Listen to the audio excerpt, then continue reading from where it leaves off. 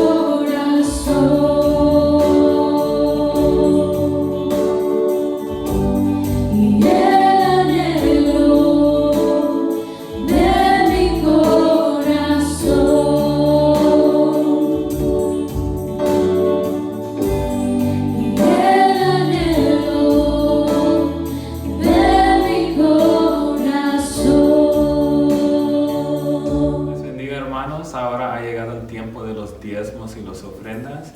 Quisiera compartir un versículo que se encuentra en Malaquías capítulo 3, versículo 10, que dice: Traed todos los diezmos al alfolí, y hay alimento en mi casa. Y probadme ahora en esto, dice Jehová de los ejércitos. Si no, os abriré las ventanas de los cielos y derramaré sobre vosotros bendición hasta que sobreabunde. Pueden mandar sus diezmos y ofrendas sobre la aplicación de Venmo o también al P.O. Box de la iglesia. Ahora seguimos con el servicio. Buenas tardes, iglesia. Qué gusto me da nuevamente llegar delante de ustedes. Ahora con el estudio de Josué. Y en esta tarde o esta noche estaremos hablando del capítulo 5 de Josué. Y estaremos hablando del tema, las experiencias de Israel en Gilgal. Primeramente, iglesia, quiero saludarles y desearles a todos bienestar y fortaleza de parte del Señor.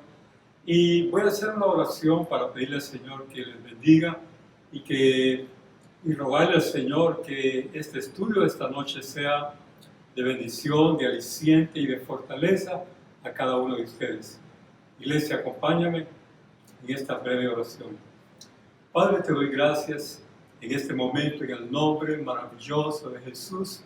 Yo vengo delante de ti, Señor, para pedirte que bendigas a cada uno de mis hermanos que nos está sintonizando. Te pido que la bendición tuya de lo alto, Padre, sea sobre cada una de sus vidas. Oh Dios mío, en el nombre maravilloso de Jesús, te ruego que el estudio de Josué, Dios mío, traiga para nosotros ánimo, traiga para nosotros el deseo y la fortaleza que tanto necesitamos cuando hacemos frente a diferentes adversidades en nuestra vida. Padre, en el nombre de Jesús, muchas gracias. Amén. Iglesia, muchas gracias. En este momento estaremos hablando del capítulo 5 de Josué. Y como dije previamente, el tema es las experiencias de Israel en Gilgal. Y en primer lugar quisiera leerles el capítulo 5, no es muy largo, y quisiera compartirlo para que tengamos una idea de lo que estaremos hablando en esta tarde.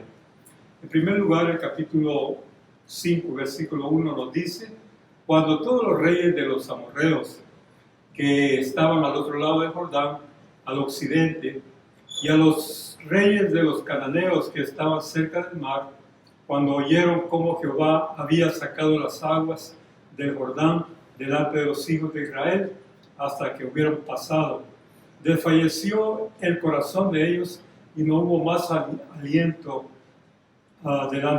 en ellos delante de los hijos de Israel. Nuevamente el versículo 1: cuando todos los reyes de los amorreos que estaban al otro lado del Jordán, al occidente, y todos los reyes de los cananeos que estaban cerca del mar, oyeron cómo Jehová había secado las aguas del Jordán delante de los hijos de Israel, hasta que hubieron pasado. Desfalleció el corazón de ellos, y no hubo más aliento en ellos delante de los hijos de Israel. Versículo 2: en aquel tiempo Jehová dijo a Josué: hazte cuchillos afilados y vuelve a circuncidar por segunda vez a los hijos de Israel. Y Josué se hizo cuchillos afilados y circuncidó a los hijos de Israel en el collado de Aralot. Esta es la causa por la cual Josué los circuncidó. Todo el pueblo que había salido de Egipto, los varones, todos los hombres de guerra, habían muerto en el desierto por el camino después que salieron de Egipto. Pues todos los del pueblo que habían salido estaban circuncidados, mas todo el pueblo que había nacido en el desierto por el camino, después de que hubieron salido de Egipto, no estaba circuncidado. Y luego el verso 6 dice: porque los hijos de Israel anduvieron por el desierto 40 años, hasta que todos los hombres de guerra que habían salido de Egipto fueron consumidos por cuanto no obedecieron a la voz de Jehová, por lo cual Jehová les juró que no les dejaría ver la tierra, la cual Él les había jurado a sus padres, que nos la daría, tierra que fluye leche y miel. A los hijos de ellos que Él había hecho suceder en su lugar, Josué los circuncidó, pues eran incircuncisos, porque no habían sido circuncidados por el camino. Y cuando acabaron de circuncidar a toda la gente, se quedaron en el mismo lugar, en el campamento, hasta que sanaron. Y Jehová dijo a Josué: hoy he quitado de vosotros el oprobio de Egipto, por lo cual el nombre de aquel lugar fue llamado Gilgal hasta hoy. El versículo 10 nos dice: y los hijos de Israel acamparon en Gilgal y celebraron la Pascua a los 14 días del mes, por la tarde, en los llanos de Jericó. Al otro día de la Pascua comieron del fruto de la tierra los panes sin levadura, y en el mismo día espigas nuevas tostadas. Versículo 12: y el maná cesó el día siguiente, desde que comenzaron a comer del fruto de la tierra, y los hijos de Israel nunca más tuvieron maná, sino que comieron de los frutos de la tierra de Canaán aquel año. Estando Josué cerca de Jericó, alzó sus ojos y vio un varón que estaba delante de él, el cual tenía una espada desenvainada en su mano, Y Josué, yendo hacia él, le dijo: ¿eres de los nuestros o de nuestros enemigos?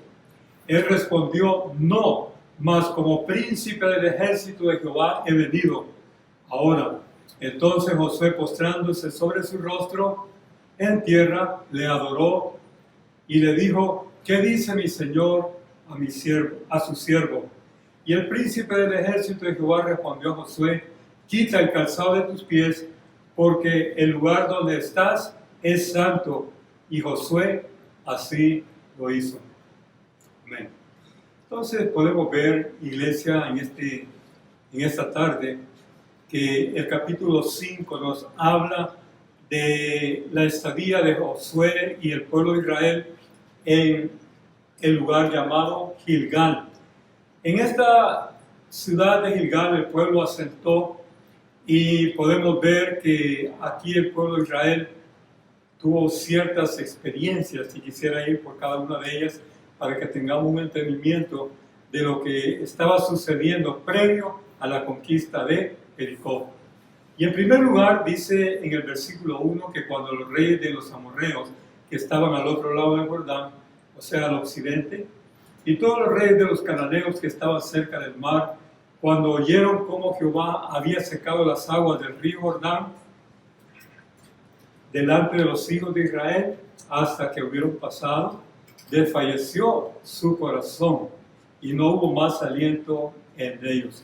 En otras palabras, cuando el pueblo vio que el pueblo de Israel entró a la tierra prometida, no por un camino que previamente ya estaba establecido, al contrario, fue un camino que Dios abrió donde no había camino.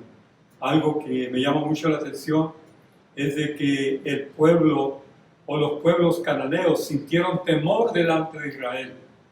Mi estimado hermano, estimada iglesia, quiero decirte que el enemigo o el diablo, Satanás, está acechando al pueblo, está queriendo atacar al pueblo. Pero cuando ve la presencia de Dios con nosotros, cuando ve el respaldo de Dios y ve la gracia de Dios en nuestras vidas, se retrae y no puede hacer nada contra nosotros.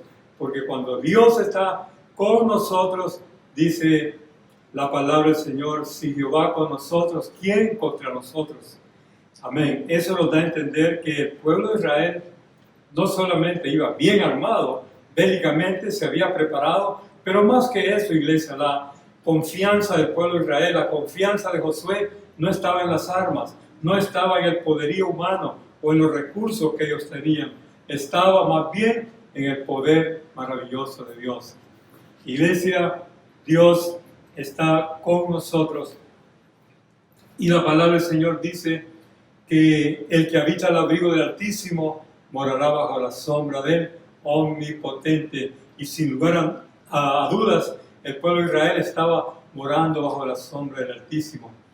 Y de esta manera podemos nosotros decir que los pueblos cananeos o los enemigos de Israel no solamente veían el poderío de Israel, no solamente veían la mano fuerte o cómo ellos habían crecido y se habían preparado bélicamente, pero veían la mano poderosa de Dios, el cual peleaba por ellos. Iglesia, déjame decirte que todos tenemos pruebas, todos tenemos luchas, pero con toda confianza podemos decir que nuestra guerra le pertenece a Dios. Amén. Y nosotros no podemos pelear contra el enemigo porque es muy fuerte, pero si alabamos a Dios y servimos a Dios con todo el corazón, no nos vamos a preocupar por pelear contra el enemigo, porque Dios es el que pelea nuestras guerras. Nosotros lo único que tenemos que hacer es servirle, ser obedientes a Él y sobre todo alabarle y glorificar y exaltar su santo y maravilloso nombre. Acordémonos de la experiencia del rey Josafat cuando iba a pelear con un ejército súper poderosísimo, más grande que el ejército que él tenía. Pero el Señor le habló a Josafat y le dijo que no tuviera temor, sino que alabaran y bendijeran el nombre del Señor. Así que, iglesia, cuando alabamos al Señor, cosa grande sucede. Amén. El Señor se mueve, el Señor se glorifica porque ve que estamos poniendo toda nuestra confianza en Él. Y Dios honra, iglesia, a los que le honran. Amén. Entonces el pueblo o los pueblos de Canaán desfallecieron cuando supieron lo que Dios había hecho de abrir el Jordán para que todo el pueblo de Israel cruzara el Jordán en seco. Luego vemos las otras experiencias que tuvo el pueblo de Israel aquí en Gilgal. Josué mandó a todo el pueblo, a todos los varones de Israel, que se circuncidaran. Y podemos ver que esta es una segunda circuncisión, porque la primera había sido hecha por Moisés a los hijos de Israel para continuar con el pacto establecido de Dios con Abraham. Y el pacto de Dios a Abraham, y quisiera leerles esa porción muy hermosa de la palabra de Dios en Génesis. Y escucha lo que dice Génesis capítulo 17, cuando Dios estaba conversando con Abraham. Y Dios le dice: y a ti te daré y a tu descendencia después de ti la tierra en que moras, toda la tierra de Canaán, en heredad perpetua, y seré el Dios de ellos.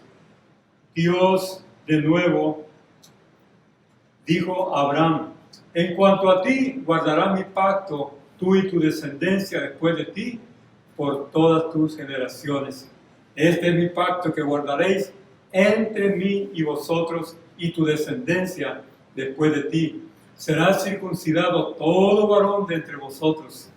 Circuncidaréis pues la carne de vuestro prepucio, y será por señal del pacto entre mí y vosotros.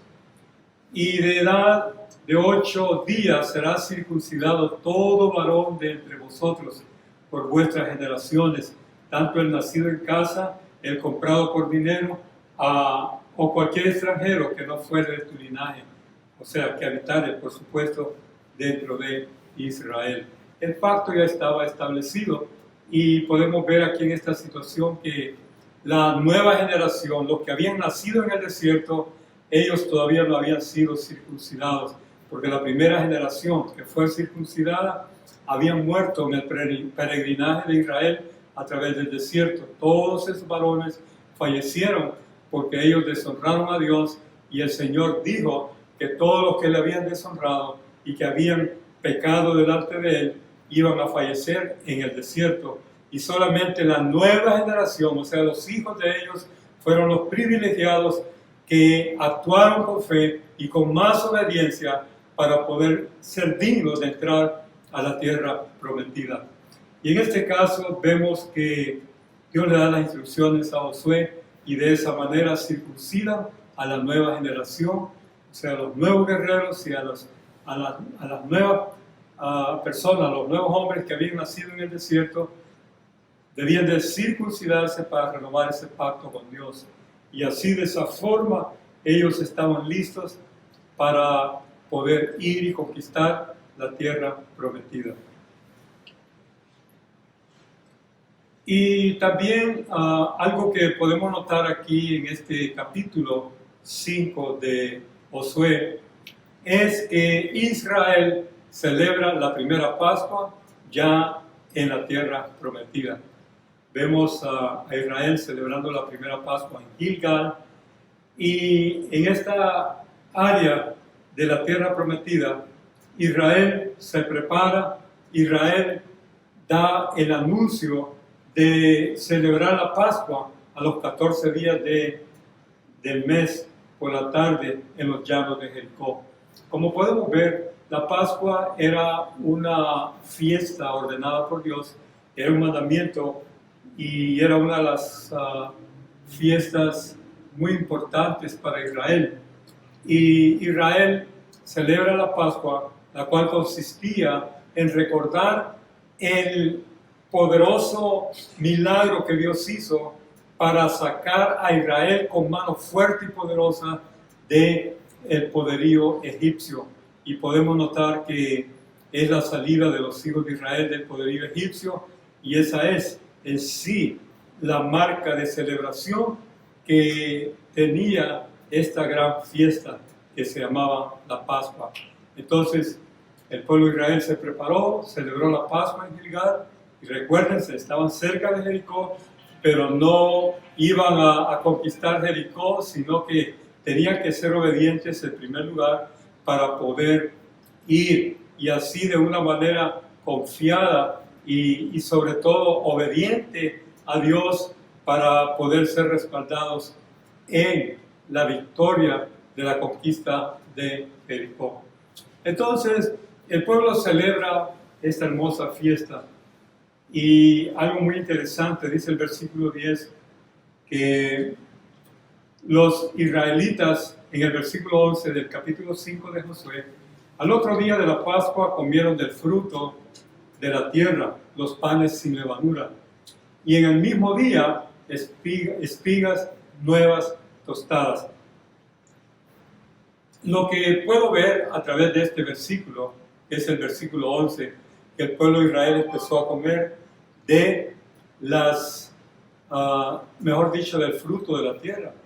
Y eso nos da a entender que el privilegio de comer del fruto de la tierra era porque ya ellos estaban en la tierra que fluía leche y miel y ya empezaron a comer de la abundancia que tenía esta tierra.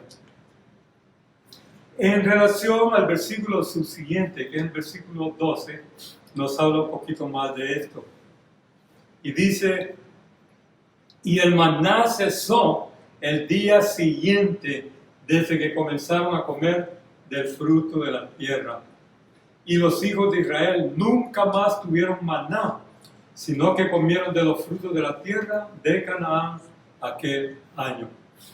Interesante, iglesia. Yo no sé si tú lo has notado, pero si a ti te gusta hacer apuntes en lo que respecta a los estudios bíblicos, este es un versículo muy importante en lo que respecta a la Biblia, porque todos nosotros estamos familiarizados con lo que era el maná. Era la comida que Dios le había dado a Israel durante su peregrinar por los 40 años en el desierto.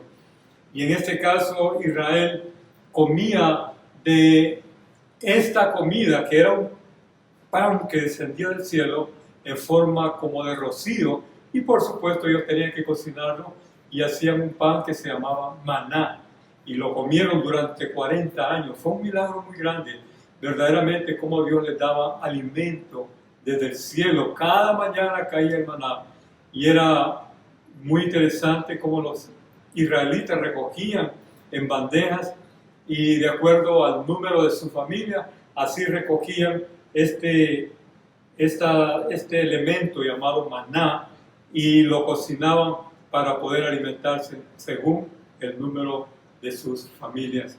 Y el pueblo estaba bien familiarizado con esta comida. De hecho, hacían unos panes parecidos a las hojaldras, y verdaderamente el pueblo pudo saborear el pan que cayó del cielo. Se ha hablado mucho del maná porque fue uno de los milagros grandes que Dios hizo para poder sustentar la vida del pueblo de Israel a través del desierto. Ahora bien, dice la palabra del Señor que después de que ellos empezaron a comer del fruto de la tierra prometida, este versículo 12 dice que cesó de caer el maná. Eso nos da a entender que no más maná. De ahí en adelante, después del versículo 12 del capítulo 5 de Josué, el pueblo nunca más vio el maná. La nueva generación de ahí en adelante no tuvo el privilegio de verlo ni de comerlo.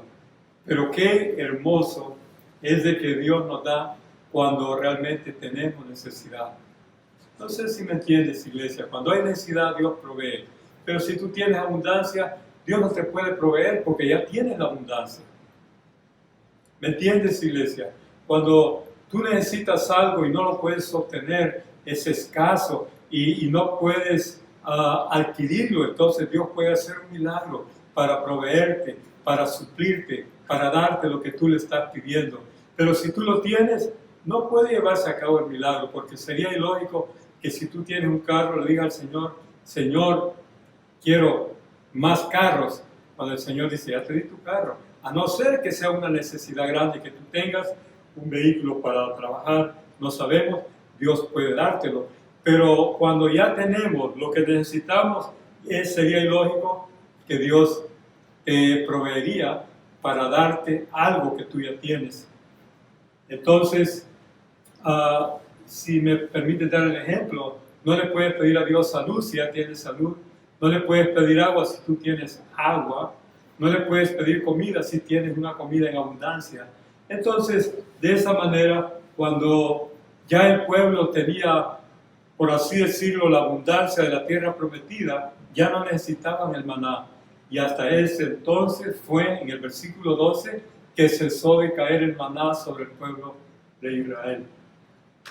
Porque ellos comenzaron a comer el fruto de la tierra prometida. Y los hijos de Israel nunca más tuvieron maná, sino que comieron de los frutos de la tierra, la cual producía cada año. Amén. Qué interesante. Verdaderamente aquí puedo ver yo como Dios es un Dios de gran sabiduría, de grande misericordia. Y Él no deja a su pueblo. No nos ha dejado, iglesia. Hasta este momento no nos ha dejado ni nos va a dejar, porque su palabra lo ha prometido. No te dejaré ni te desampararé, dice la palabra. Amén. Entonces, podemos ver que este milagro cesó. O sea, mejor dicho, la caída del maná. No más maná. Ahora, en lo subsiguiente, que sería el versículo 13, dice la palabra del Señor que Josué estaba cerca de Jericó y cuando alzó sus ojos vio a un varón que estaba delante de él, el cual tenía una espada desenvainada. Iglesia, si me permite explicarte un poco, te diría que Josué era un varón de guerra, era un hombre valiente, un hombre que no le tenía temor al enemigo. Y de repente Josué, al ver a Jericó, de repente vio a un hombre, vio a un varón con una espada desnuda. Y por supuesto, cuando lo vio, a Josué quería cerciorarse si este personaje era del pueblo de Israel o era de los enemigos de Israel, o sea, de los cananeos. Fue una experiencia muy especial, porque dice, alzó sus ojos y vio a un varón que estaba delante de él, el cual tenía una espada desenvainada en su mano. Y Josué, dice la palabra, yendo hacia él, le dijo, ¿eres de los nuestros o de nuestros enemigos? En otras palabras, Josué iba listo para defender al pueblo de Israel y pelear incluso con este varón si hubiera sido de los enemigos de Israel. El valeroso Josué, el hombre que confiaba en Dios, el hombre elegido por Dios, se adelantó, caminó hacia el varón para hacerle la pregunta si era amigo o era enemigo. Pero podemos ver en el versículo 14 que el varón respondió, no, mas como príncipe del ejército de Jehová he venido ahora. Entonces Josué, postrándose sobre su rostro en tierra, le adoró. Iglesia, nosotros sabemos que como pueblo de Dios, siervos de Dios, nosotros no podemos adorar a nadie. No podemos adorar a ningún objeto, no podemos adorar en lo absoluto a ninguna persona, sino solamente a Dios. Pero Josué vio en este varón algo especial. La Biblia dice que Josué, que era un hombre conocedor de Dios, un hombre conocedor de la palabra del Señor, no iba a postrarse ante cualquier hombre o ante cualquier persona, pero dice que en esta experiencia, cuando el varón le dijo, yo he venido ahora como príncipe del ejército de Jehová, entonces Josué se postró sobre su rostro en tierra. Y la palabra dice que le adoró. Esto era bien comprometedor. Como vuelvo a reiterar, uno no puede adorar absolutamente a nadie, sino solamente a Dios. Pero ¿por qué Josué le adoró? ¿Qué vio Josué en este varón? Si me permites, iglesia, aunque no lo puedo ver en la Biblia que Josué haya dicho esto, pero Josué vio en ese varón la misma gloria de Dios sobre su persona. Por eso es que Josué, cuando vio al varón, dice la Biblia, que se postró en tierra y le adoró. Entonces, y le dijo Josué, ¿qué dice mi Señor a su siervo? Amén. Entonces vemos a un Josué postrado ante el varón de guerra con la espada desenvainada. Es en la Biblia identificado como príncipe del ejército de Jehová. Y el príncipe, dice el versículo 15, del ejército de Jehová, respondió a Josué, quita el calzado de tus pies, porque el lugar donde tú estás es santo. Y así lo hizo. En otras palabras, iglesia, podemos ver que el pueblo de Israel había visto grandes señales, grandes maravillas. Incluso el gran líder Josué tuvo una experiencia bien similar a esta. Si tú me lo permites, te voy a recordar el capítulo 3 del libro de Éxodo, donde Moisés vio la zarza ardiendo, y en la zarza que él veía que estaba ardiendo y que no se consumía, él fue para ver esa gran visión allá en el monte Horeb, en el área del monte Sinaí. Y cuando Moisés llega en el capítulo 3 de Éxodo, la palabra de Dios dice que el Señor le dice a Moisés, Moisés, Moisés, quita el calzado de tus pies, porque el lugar donde tú estás, tierra santa es. Y Moisés tuvo la misma experiencia que Josué, y Moisés se quitó el calzado de sus pies y se postró delante de la misma presencia del Señor. Tuvo un encuentro maravilloso Moisés en el monte Sinaí. Allí, en el monte Horeb, Dios se manifiesta y es donde Moisés tiene el encuentro con Dios. Iglesia, también Josué tuvo su encuentro, y aquí podemos ver a Josué encontrándose directamente con Dios. El príncipe del ejército de Jehová no es sino el Señor Jesucristo, que nosotros podríamos decir teológicamente es el Cristo preencarnado. Era el Cristo preencarnado y se manifestó como el ángel de Jehová en ocasiones, y se manifestó a través del Antiguo Testamento. Y podemos ver aquí Josué tuvo la experiencia de estar delante de él en este momento porque le adora. Y acuérdate de lo que voy a decirte, iglesia, un ángel de Dios nunca va a permitir que un hombre le adore. Porque si recordamos el ejemplo de Juan, cuando quiso adorar al ángel que le mostraba la revelación de Apocalipsis, el ángel le dijo, no me adores, adora a Dios, porque yo soy siervo contigo. Porque los ángeles son consiervos nuestros, son siervos de Dios, y ellos no aceptan, no admiten que nadie les adore. Y de esta manera, iglesia, podemos ver que el ángel de Jehová era el único que aceptaba adoración.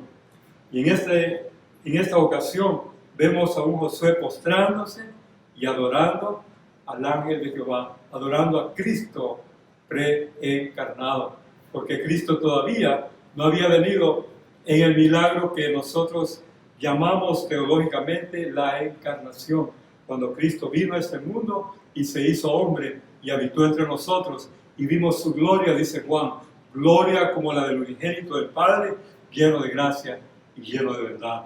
Entonces, de esta manera podemos ver cómo el Señor Jesucristo ya se manifestaba en el Antiguo Testamento de una manera muy especial. Y en este caso vemos al Cristo preencarnado con una espada desenvainada, amén, mostrando el poderío que él tenía. Y algo más que yo puedo ver en esto, yo no sé si tú lo puedas entender, pero iglesia, cuando Josué vio al varón o sea, mejor dicho, al ángel de Jehová, al príncipe del ejército de Jehová, delante de él con la espada desenvainada. Más bien le estaba tratando de transmitir el mensaje de que Dios era el que estaba con ellos, de que Dios iba a pelear la batalla por ellos. Dios no nos ha dejado solos, iglesia, en medio de tanta confusión, en medio de tanto temor. Nosotros tenemos un Dios vivo y estamos confiando en Él y creyendo de que Dios tiene el control de todas las cosas. Amén. Todos debemos de creer eso, que Dios tiene el control de todas las cosas. Y Dios nunca nos va a dejar solos, porque su palabra dice aquí: yo estoy con vosotros todos los días hasta el fin del mundo. Amén. Y aquí podemos ver cómo Dios iba respaldando al pueblo de Israel. Previamente, en los capítulos, o mejor dicho, los libros anteriores, pudimos ver cómo el Señor se manifestó a Israel. Y en lo que se llama teofanías, o sea, las apariciones o manifestaciones de Dios, vemos cómo el Señor se manifestó a través de la nube que los protegía durante el día, y también por la columna de fuego que les alumbraba de noche. Todas estas manifestaciones de Dios fueron, por así decirlo, manifestaciones de la protección y del respaldo que Dios tenía sobre su pueblo Israel. Iglesia, aquí podemos ver que no vieron la nube, no vieron el fuego, pero lo que estaban viendo era al mismo Jesucristo preencarnado, que estaba con ellos y vino como el príncipe del ejército de Jehová. Y le dice a Josué: quita el calzado de tus pies, porque el lugar donde tú estás, santo es. Y así lo hizo Josué.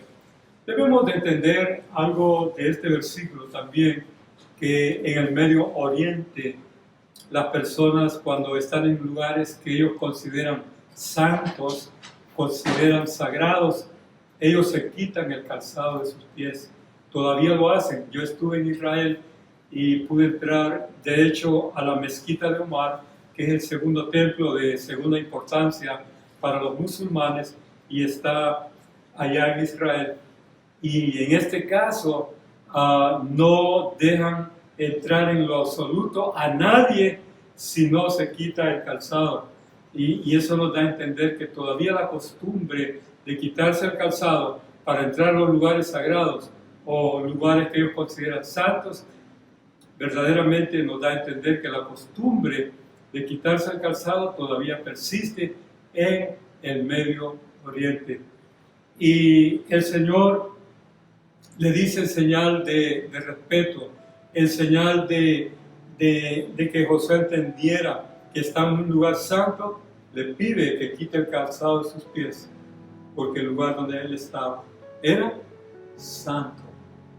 Y todo esto aconteció cerca de Jericó, en los llanos o en las llanuras de Jericó. Ya estaban cerca, iglesia, el pueblo ya estaba listo para conquistar, pero el pueblo no se dejó ir rápido para conquistar. Ellos lo hacían de una manera ordenada, y el orden era seguir la dirección, seguir las directrices que Dios les daba en el momento preciso, cuando Dios les hablara, cuando Dios les dijera: este es el momento de ir y conquistar. Entonces el pueblo tenía que marchar. Mientras el Señor no les daba la orden, el pueblo tenía que esperar. Debemos de recordar que aquí en Gilgal estaba todo el pueblo de Israel, hombres, mujeres y niños, todos estaban. Y realmente detrás de ellos estaba el Jordán. No podían regresar porque el Jordán estaba detrás de ellos. Y era por así decirlo, el obstáculo que Dios había, por así decirlo, quitado para que el pueblo marchara y entrara a la tierra prometida. De hecho, yo creo firmemente, iglesia, de que Dios hace caminos donde no hay camino.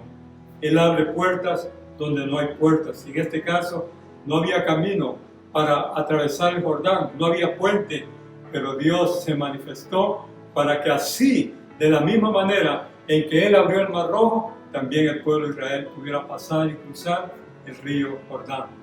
Iglesia, Dios es un Dios de milagros. Y yo creo firmemente que Dios todavía sigue haciendo caminos donde no hay camino. Él sigue haciendo sendas donde no hay sendas. Como dice ese hermoso canto, senda Dios hará. Y donde creas que no hay camino, Dios habrá camino. Amén. Dios puede darnos agua y hacer un manantial siempre y cuando haya la necesidad. Dios puede suplir nuestras necesidades siempre y cuando haya escasez.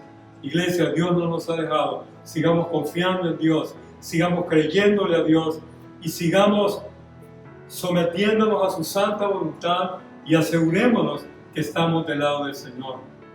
Porque Dios verdaderamente es el que tiene soberanía sobre todo el universo y sobre este pequeño planeta Tierra y sobre cada uno de nosotros y sobre cada una de las circunstancias que tú y yo podamos atravesar. Dios tiene el control de todo.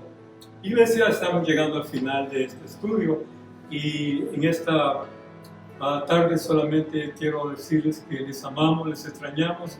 Realmente no hemos podido reunirnos y todavía no lo vamos a poder hacer, pero mientras tanto seguimos orando al Señor para que Él nos dirija, que Él nos guíe y en el momento preciso estaremos abriendo las puertas de la iglesia para poder nuevamente reunirnos y abrazarnos y saludarnos siempre y cuando ya estemos seguros de que el virus está bajo el control de alguna vacuna o de alguna medicina. Mientras tanto, iglesia, tomemos todas las precauciones necesarias. Aunque no nos guste, usemos esa máscara o ese cubreboca para que así de esa forma podamos protegernos donde quiera que vayamos. Y también acuérdate de lavarte tus manos con ese líquido sanitario para que tú también puedas protegerte. Acuérdate que las leyes de salubridad están dando nuevas alertas y tenemos que estar al tanto, iglesia, para poder protegernos. La palabra de Dios dice que el sabio ve el mal y se aparta, pero los simples van y sufren el daño. No seamos parte de estadísticas negativas, sino de estadísticas positivas.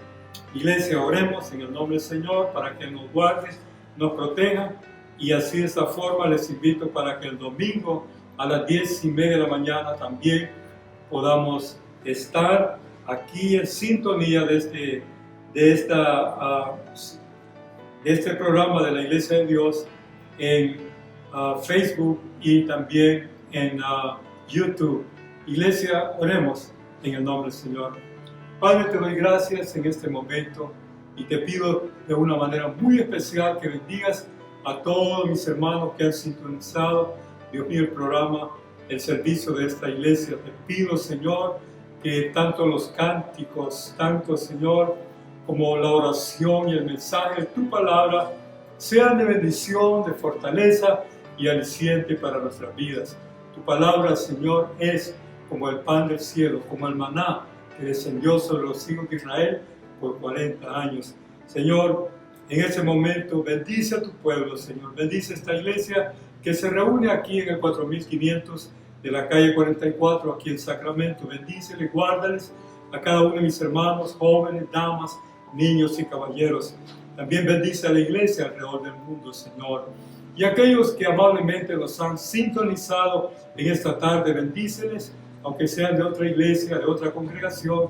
Guárdales, ayúdales, Señor, que ellos también sean bendecidos. En el nombre maravilloso de Jesús, ruego tu protección. Amén. Iglesia, gracias por habernos puesto la atención de vida. Y en este momento me despido de ustedes, deseándoles lo mejor en el nombre del Señor. Recuérdense, Jesucristo es el mismo de ayer, de hoy y por todos los siglos.